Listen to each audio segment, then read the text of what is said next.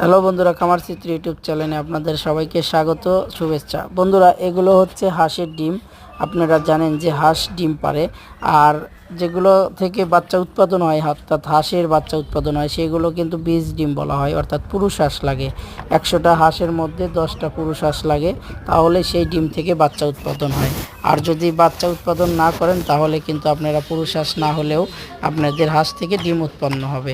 কেন বলছি যে আপনারা যারা বাজারে শুধু বিক্রি করবেন অথবা পারিবারিকভাবে খাবেন, তারা চাইলে আপনারা কিন্তু পুরুষ হাঁস না হলেও হাঁস থেকে ডিম পাবেন।